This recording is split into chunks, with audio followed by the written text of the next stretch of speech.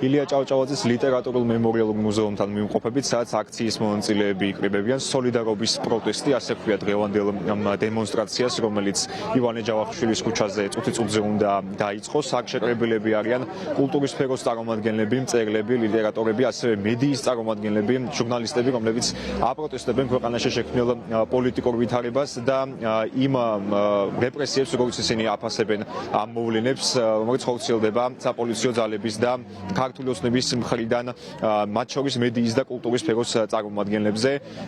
მოქალაქეები, რომლებიც აქ შეიკრიბნენ, აცხადებენ, რომ არ დაუშვებენ ავტორიტარიზმის პროცესს, არ დაუშვებენ საქართველოს გახდეს ავტორიტარული სახელმწიფო და მათთვის მიუღებელია ის სურათი, რომელსაც ისინი აკვირდებიან ბოლო დღეების განმავლობაში საქართველოს მასშტაბით, როდესაც საპროტესტო აქციებზე აკავებენ არაერთი სფეროს წარმომადგენელს, მათ შორის დაკავებულია ჩვენი კოლეგა გამოცემების ბათუმელების და ნედგაზეთის დამფუძნებელი ჟურნალისტი მზია ამაღლობელი. მას 353 საქართველოს სისხლის სამართლის კოდექსის 353 მუხლის პრიმა მუხლით ედავება გამოძიება პოლიციელზე თავდასხმას და მას, როგორც დღეს გახდა ცნობილი, დაკავების დღიდან აქვს გამოცხადებული შიმშილობა. ბათუმის საქალაქო სასამართლოს 14 იანვრის გადაწყვეტილებით კი ის რჩება ორთვიან წინასწარ პატიმრობაში. მუხლი კი, რომელთაც მასზე არის საქმე აღძრული, ითვალისწინებს პატიმრობას 4-დან 6 წლამდე. სწორედ აი ამ მოცემულობას და ასევე სხვა პირების, მათ შორის მსახიობების დაკავებას აპროტესტებენ აქ შეკრებილი აქციის მონაწილეები და ისინი სოლიდარობას უცხადებენ ყველა დაკავებულს, რომელიც საპატიმროში იმყოფება თუ რომელთა სასამართლო პროცესები მიმდინარეობს, მათ შორის ამ დღეების განმავლობაში. მეორედ ტარდება ლიტერატურების მარში უკვე ამ ერთ თვეში.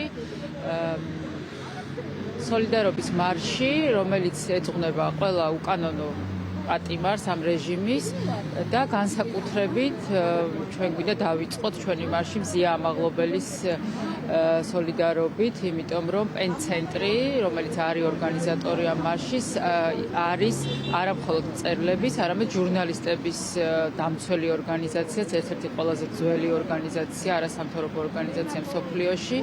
ამიტომ ჩვენ გვეკუთვნის კიდეც ასეთი ტიპის სოლიდარობა. ჩვენ მზია ამაღლობელის თემას ვაშუქებთ ძალიან აქტიურად, საერთაშორისო პენცენტრის ჩართულია, პენამერიკა ჩართულია და ზოგადად ცხადებთ სოლიდარობას ყველა იმ პატიმარს, რომელსაც დღეს განსაკუთრებით ბევრი სასამართლო იყო, მის ჯილიც ვნახეთ აბსოლუტურად აბსურდული ბრალდებით. კულტურა პრაქტიკულად რეაგირებს იმ ყველაფერზე, რაც ხდება ქვეყანაში და არა მხოლოდ კულტურა, ბუნებრივია ბევრი სხვა სფერო, მაგრამ გამოიკვეთა, რომ კულტურამ როგორც იქნა თავისი ნამდვილი საზრისი აღმოაჩინა და ეს საზრისი იბადება წინააღმდეგობაში, უსამართლობაზე თვალის არ მოხუჭვაში და ამ უსამართლობის მხელაში, რაც თავარია და ვფიქრობ, რომ ძალიან ყოჩაღად დგას კულტურის სფერო ამ საპროტესტო ავანგარდში. ძალიან ბევრი ადამიანი კულტურის სფეროდანაც არის დაჭერილი ციხეში, აბსოლუტურად უსამართლოდ, ბუნებრივია ყველა მიცის, უბრალოდ ვერავინ იტყვის, რომ ოდნა მაინც ამას რამე სამართლიანობასთან ან სამართალთან კავშირი აქვს. კულტურის სფეროს პასუხი უნდა იყოს ესეთი, ოღონდ 10-ჯერ და 100-ჯერ უფრო მეტი ადამიანით მესმის დღეს მე თვითონაც სასამართლოთი დავიწყე დღე და ნახევარი ჩვენი მეგობრები და ნახევარი ჩვენი მხარდამჭერები არიან სასამართლოსთან. ჩვენი პასუხი ეგ არის, არ დანებება, არ გაჩერება, რაც ეხლა ხდება, ეს არის მხოლოდ დასაწყისი. ავტორიტარიზმი არ მოიკლებს, ავტორიტარიზმი გართულდება და გაძლიერდება და დღეს თუ გყავს 50 პოლიტპატიმარი, ერთი წლის თავზე გვეყოლება 100 და 150-იან. ესენი ამ პროცესს არ გააჩერებენ და ჩვენ ერთ-ერთი რაც შეგვიძლია დაუპირისპიროთ, ეს არის ამ მშვიდობიანი პროტესტი, რასაც ვაკეთებთ ყოველდღიურად. აქ შეკრებილი მოქალაქეები აცხადებენ, რომ მსგავსი მეთოდები, რასაც ქართული ოცნება იყენებს, მათ შორის მშვიდობიანი დემონსტრანტების წინააღმდეგ და კულტურის სფეროს თუ მედიის სფეროს წარმომადგენლების წინააღმდეგ, უნახავთ მხოლოდ რუსეთსა და ბელარუსში და წარმოუდგენელი ეგონათ ჯერ კიდევ გასული თვეების განმავლობაში, რომ მსგავსი შეიძლება მომხდარიყო საქართველოში. სწორედ ამ მიზეზით ისინი იკრიბებიან უკვე 54 დღეა დედაქალაქის და ქვეყნის სხვა წერტილში და აპროტესტებენ ქვეყანაში შექმნილ პოლიტიკურ მდგომარეობას. ისინი ასევე უერთდებიან მთავარ მოთხოვნებს, რაც 54 დღეა ისმის პროევროპულ დემონსტრაციებზე, ხელახალი საპარლამენტო არჩევნების დანიშვნას და პატიმართა დაუყოვნებელი გათავისუფლებას გულისხმობ.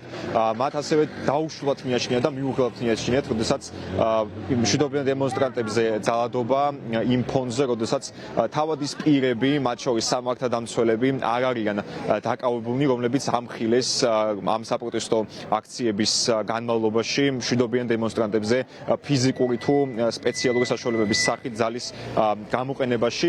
აქციის მონაწილეები, რომლებიც ახლა არიან შეკრებილნი ილია ჭავჭავაძის ლიტერატურულ მემორიალურ მუზეუმთან, აპირებენ სოლობით გადანაცვლებას უკვე რუსთაველის გამზირისკენ, მათი ნაწილი გადაინაცვლებს რესპუბლიკის მოედანზე, სადაც დღესაც არის დაგეგმილი ქართულ-ამერიკული მეგობრობის მარში და საბოლოო ჯამში ყველა ეს საპროტესტო აქცია თავს მოუყრის რუსთაველის გამზირზე ყველა დემონსტრანტს და საქართველოს პარლამენტის შენობასთან გვიან ღამემდე გაგრძელდება საპროტესტო აქცია.